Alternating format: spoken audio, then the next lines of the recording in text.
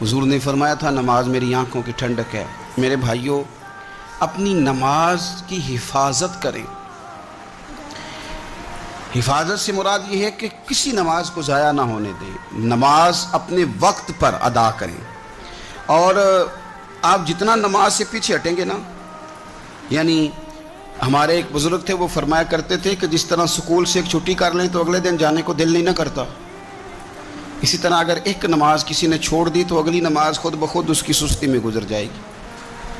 आप जितना नमाज के करीब जाओगे, जितना इससे मोहब्बत करोगे, उतना नमाज की तरफ आपकी तवज्जो बढ़ जाए।